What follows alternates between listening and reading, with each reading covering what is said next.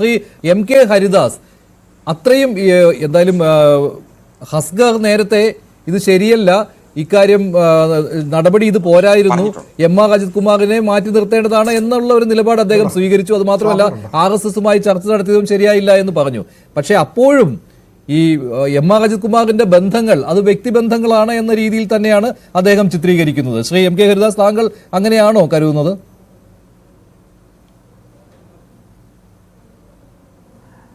ഇങ്ങനെ ഒരു പോലീസ് സംവിധാനത്തിലും ഇങ്ങനെ ഒരു സർക്കാരിന്റെ കീഴിലും ജീവിക്കേണ്ടി വന്നതിൽ അങ്ങേയറ്റം ദുഃഖിക്കുന്ന വലിയൊരു വിഭാഗം ജനങ്ങളുടെ ഒരു പ്രതിനിധിയായിട്ടാണ് ഞാൻ ഈ ചർച്ചയിൽ പങ്കെടുക്കുന്നത്. അങ്ങേയറ്റം നാണക്കേടായിപ്പോയി. ഇനി ഇങ്ങനെ ഒരു ഇടതുപക്ഷ ജനാധിപത്യ മുന്നണി സർക്കാർ ആ പേരെങ്കിലും മാറ്റണം. കാരണം എന്താണിതിലെ ഇടത്, എന്താണിതിലെ പക്ഷം, എന്താണിതിലെ ജനാധിപത്യം എന്നൊന്നും അറിയാത്ത ഒരു വലിയ വിഭാഗം ജനങ്ങൾ കേരളത്തിലുണ്ട്. ഇവിടെ ശ്രീ അസ്കർ, താങ്കൾ ഈ സരിത്തിനെ ചോദ്യം ചെയ്യുന്ന സമയത്ത് അവിടെ ഉണ്ടായിരുന്നില്ല എന്നുള്ളത്തോളം കാലം അദ്ദേഹം അത് കേന്ദ്ര ഏജൻസികളോട് പറഞ്ഞിട്ടില്ല എന്ന് എങ്ങനെയാണ് താങ്കൾ സമർത്ഥിക്കുക? പറഞ്ഞിട്ടുണ്ടായിരിക്കാം. അദ്ദേഹം പറഞ്ഞിട്ടുള്ളത് അതല്ലേ ഈ ചർച്ചയുടെ മെയിൻ. ഞാൻ താങ്കൾ സംസാരിക്കണതൊക്കെ ഞാൻ യാത്രയുടെ ഇടയിൽ യൂട്യൂബിൽ കണ്ടുകൊണ്ടിരിക്കുകയായിരുന്നു, ഓൺലൈനിൽ കണ്ടുകൊണ്ടിരിക്കുകയായിരുന്നു. ഇവിടുത്തെ ചർച്ചയിൽ എന്താണ്, അതായത് സംസ്ഥാന സർക്കാരിനെതിരായിട്ടുള്ള എല്ലാ ആരോപണങ്ങളും സംരക്ഷിച്ച് നിർത്താൻ വേണ്ടിയിട്ട് MR അജിത് കുമാർ RSSുമായിട്ട് ബന്ധപ്പെട്ടിട്ട് കേന്ദ്ര അന്വേഷണ ഏജൻസികളുടെ അന്വേഷണത്തെ എങ്ങനെയൊക്കെ മരവിപ്പിക്കാമോ അത് മരവിപ്പിച്ചു. അത് തന്നെയല്ലേ ഇതിന്റെ പ്രശ്നം. അപ്പൊ നമുക്ക് ഇപ്പൊ താങ്കൾ പറഞ്ഞു ഒരു പ്രതിയുടെ വെളിപ്പെടുത്തൽ എങ്ങനെയാണ് നമ്മൾ സ്വീകരിക്കുക? പ്രതി അത് ഒരുപക്ഷെ കേന്ദ്ര ഏജൻസികളോട് പറഞ്ഞിട്ടുണ്ടെങ്കിൽ കേന്ദ്ര ഏജൻസികളോട് ഇവിടുത്തെ പ്രതികളായിട്ടുള്ളവർ പറഞ്ഞിട്ടുള്ള എന്ത് കാര്യങ്ങളാണ് പുറത്തു വന്നിരിക്കുന്നത്? പക്ഷെ അസ്കർ ഒരു കാര്യം മനസ്സിലാക്കുക, ഈ സരിത എന്ന് പറയുന്ന സ്ത്രീക്ക് ഞാൻ ഒരു റിലയബിലിറ്റി ഞാൻ അവർക്ക് കൊടുക്കുന്നില്ല. അവർ പറഞ്ഞതൊക്കെ അങ്ങേയറ്റം ഒരു 10% പോലും അതിൽ സത്യമുണ്ട് എന്ന് വിശ്വസിക്കാത്തൊരു വ്യക്തിയാണ് ഞാൻ. പക്ഷെ ഇപ്പൊ അവർ പറഞ്ഞ ബിരിയാണി ചെമ്പിന്റെ കാര്യവും ഡോളറിന്റെ ഒരു ബാഗ് അവരായിട്ട് മുഖ്യമന്ത്രി ദുബായിൽ പോയ സമയത്ത് അങ്ങോട്ട് എത്തിച്ച കാര്യങ്ങളൊക്കെ ഇപ്പൊ നമുക്ക് വിശ്വസിക്കാം.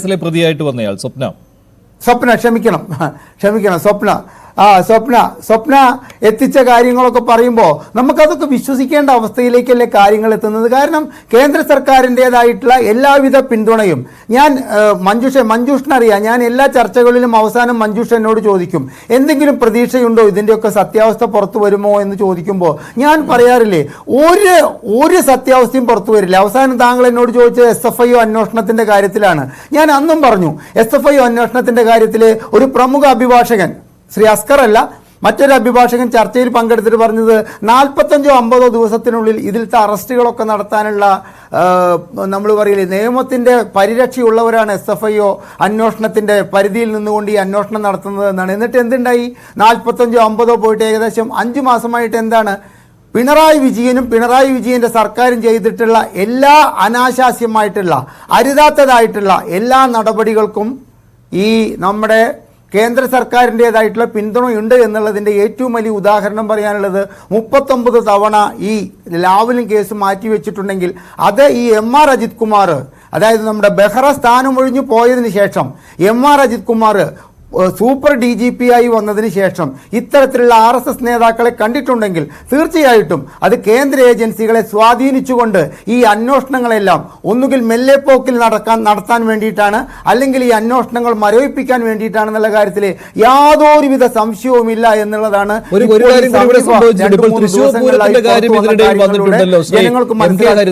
ഇപ്പോൾ MR അജിത് കുമാർ ദത്താത്രേയ ഹൊസബലയുമായിട്ട് ചർച്ച നടത്തിയതിൽ തൃശൂർ പൂരവുമായി ബന്ധിപ്പിക്കുന്ന കാര്യങ്ങൾ കൂടി വന്നിട്ടുണ്ട്. തൃശൂർ പൂരം അലങ്കോലമാക്കുന്നതിന് വേണ്ടിയുള്ള ഒരു പ്ലോട്ട് ഉണ്ടാക്കിയെന്ന്, അതിൽ MR അജിത് കുമാർ തൃശൂരിൽ ക്യാമ്പ് ചെയ്തുകൊണ്ട് തന്നെ ഇങ്ങനെ ചെയ്തു. അത് സുരേഷ് ഗോപി ജയിച്ചു വരുന്നതിന് വേണ്ടിയുള്ളതാണ്. ഒരു ഹിന്ദു വികാരം ഇളക്കി വിട്ടുകൊണ്ട് സുരേഷ് ഗോപിക്ക് അനുകൂലമായിട്ട് വോട്ടുകൾ വീണ് തൃശൂർ BJPക്ക് സ്വന്തമാക്കുന്നതിന് വേണ്ടിയുള്ള ഒരു നീക്കമാണ് അവിടെ നടത്തിയത് എന്ന്. അതിനുള്ള മറുപടിയായിട്ട് ഇപ്പോൾ BJP കേന്ദ്രങ്ങൾ തന്നെ പറയുന്ന കാര്യം എന്ന് പറയുന്നത് 2023 മെയ്യിലാണ് ഈ കൂടിക്കാഴ്ച നടത്തിയത്. പൂരം അലങ്കോലപ്പെട്ടതാകട്ടെ 2024 അതേ സമയത്താണ്. അപ്പോൾ അത് തമ്മിലുള്ള ഒരു ലോജിക്ക് അക്കാര്യത്തിൽ ഇല്ല എന്നാണ്. അപ്പോൾ ഈ പൂരവുമായി ബന്ധിപ്പിച്ചുള്ള കാര്യത്തിൽ താങ്കൾ അങ്ങനെ ഒരു സംശയം ഉന്നയിക്കുന്നുണ്ടോ? അങ്ങനെ ഉണ്ടാവുമോ? ഒരു 10, ഞാൻ തൃശ്ശൂർക്കാരനാണ്, ഞാൻ ഗുരുവായൂരുകാരനാണ്. ഇപ്പം എനിക്ക് 64 വയസ്സുണ്ട്. ഒരു 10 വയസ്സ് മുതൽ തൃശ്ശൂർ പൂരം സ്ഥിരമായിട്ട് കാണാൻ പോകുന്നത് കാരണം എൻ്റെ സഹോദരിക്ക് അവിടെ വീടുണ്ടായിരുന്നത് കാരണം കൊണ്ട്. അപ്പോൾ അന്ന് തൊട്ടിട്ട് ഞാൻ ഇപ്പോൾ പലരുമായിട്ട് അന്വേഷിച്ചപ്പോൾ ഒരു തൃശ്ശൂർ പൂരത്തിനെ ഒരു ക്രമസമാധാന ചുമതലയുള്ള സൂപ്പർ DGPയുടെ പവറുള്ള ഒരാളുടെ സാന്നിധ്യം അവിടെ ആവശ്യമില്ല എന്നുള്ളത് സത്യസന്ധമായിട്ടുള്ള കാര്യമാണ്. ഒരു സൂപ്പർ DGPയുടെ പവറുള്ള ഒരു ADGP ഇന്ന് വരെ അവിടെ ക്യാമ്പ് ചെയ്തുകൊണ്ട് ഒരു തൃശ്ശൂർ പൂരത്തെ നിയന്ത്രിക്കുന്നത് ആദ്യമായിട്ടാണ് തൃശ്ശൂർക്കാരും കണ്ടിരിക്കുന്നത്, പൂരം കാണാൻ വന്നിരിക്കുന്നവരും കണ്ടിരിക്കുന്നത്.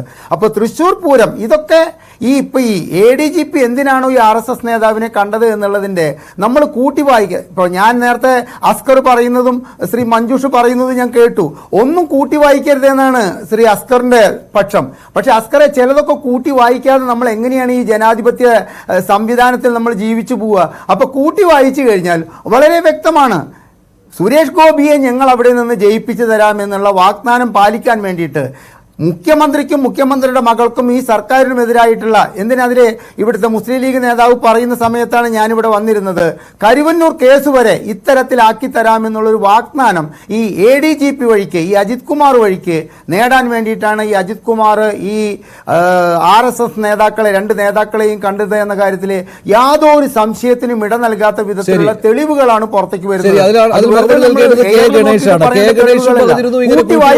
ആവശ്യമില്ല എന്ന രീതിയിലാണ് കെ ഗണേഷും സംസാരിച്ചത്.